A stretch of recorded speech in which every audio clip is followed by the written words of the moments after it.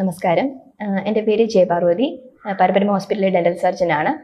നമ്മളിന്ന് പറയാൻ പോകുന്നത് ഡെന്റൽ ഫ്ലൂറോസിനെ പറ്റിയാണ്. ഡെന്റൽ ഫ്ലൂറോസിസ് എന്ന് പറയുന്നത് പല്ലിൽ ഇടയ്ക്ക് കാണുന്ന ഇടവിട്ട് കാണുന്ന വൈറ്റിഷ് വെള്ള കളറിലുള്ള പാച്ചസ് ആണ്. ആദ്യം ഇത് വൈറ്റിഷ് പാച്ചസ് ആയിട്ട് കാണും. പിന്നീട് ഗ്രാജുവലി ആ സ്റ്റേജ് കൂടി കഴിയുമ്പോൾ അത് ബ്രൗണിഷ് പാച്ചസിലോട്ടൊക്കെ പോകാൻ ചാൻസ് ഉണ്ട്. പല്ല് പൊടിഞ്ഞു പോവുക, അല്ലെങ്കിൽ പല്ല് കുഴിഞ്ഞു പോവുക, തേയ്മാനം ഒക്കെ ഇതിൻ്റെ ഒരു സിംറ്റംസ് ആയിട്ട് കണക്കാക്കാൻ കഴിയുന്നതാണ്. അതേപോലെ തന്നെ ഈ ഡെന്റൽ ഫ്ലൂറോസിസിൽ ആദ്യത്തെ സ്റ്റേജസിലാണ് ഈ വൈറ്റിഷ് പാച്ചസ് വരുന്നത്. ഇതുണ്ടാവുന്നതെന്ന് പറഞ്ഞു കഴിഞ്ഞാൽ ഫ്ലൂറൈഡ് കണ്ടന്റ് നമ്മുടെ പല്ലിന്റെ ഗ്രോത്ത് ഡെവലപ്മെന്റൽ സ്റ്റേജ് കുട്ടികളുടെ 6 തൊട്ട് 12 വയസ്സ് വരെയാണ്. അപ്പം ഈ സമയത്ത് ഫ്ലൂറൈഡ് കണ്ടന്റ് ആവശ്യമാണ്. പക്ഷെ അത് അളവിൽ കൂടുതൽ കിട്ടുമ്പോഴാണ് ഡെന്റൽ ഫ്ലൂറോസിസ് എന്ന് പറഞ്ഞിട്ടുള്ള സംഭവത്തിലോട്ട് വരുന്നത്.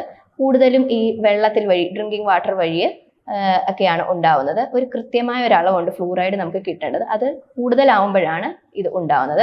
മെയിൻലി കുഴൽക്കിണർ വഴിയുള്ള വെള്ളം കുടിക്കുമ്പോൾ അല്ലെങ്കിൽ ഇൻഡസ്ട്രിയൽസ് ഏരിയാസിലൊക്കെയാണ് ഇത് കാണപ്പെടുന്നത്. ഇത് നമുക്ക് പ്രിവെന്റ് ചെയ്യാമെന്ന് പറഞ്ഞു കഴിഞ്ഞാൽ ഡെവലപ്മെന്റ് സ്റ്റേജസിൽ കുട്ടികൾക്ക് അധികം ഫ്ലൂറൈഡ് എത്താതെ നോക്കുക, ഒരു അളവിൽ കൂടുതൽ ഫ്ലൂറൈഡ് എത്താതെ നോക്കുക. അതേപോലെ ഓറൽ ഹൈജീൻസ്, കുട്ടികൾ ശുചിത്വമായിട്ട് പല്ല് സൂക്ഷിക്കുക. അതേപോലെ കൃത്യമായ ന്യൂട്രിയൻസും മിനറൽസും ഒക്കെ എത്തുന്നുണ്ടോ നോക്കുക. ഇതൊക്കെയാണ് നമുക്ക് ഉണ്ടാവുന്നതിന് മുന്നേ ചെയ്യാൻ പറ്റുന്നത്. ഉണ്ടായി കഴിഞ്ഞതിന് ശേഷം നമുക്ക് ആദ്യത്തെ സ്റ്റേജസിൽ ഒരു പേസ്റ്റ് നമ്മൾ കൊടുക്കും, അത് ഫ്ലൂറോസിസ് പ്രിവെന്റ് ചെയ്യാനായിട്ട്, അല്ലെങ്കിൽ ബ്ലീച്ചിങ്. പക്ഷെ ഇതൊക്കെ ഒരു താൽക്കാലികമായിട്ടുള്ള സൊല്യൂഷനാണ്. പെർമനന്റ് ആയിട്ടുള്ള ഒരു സൊല്യൂഷൻ നമ്മൾ ചെയ്യുന്നതെന്ന് പറഞ്ഞു കഴിഞ്ഞാൽ ക്യാപ്പ് അല്ലെങ്കിൽ വെനീസ് അല്ലെങ്കിൽ ക്രൗൺ കൊടുക്കുക.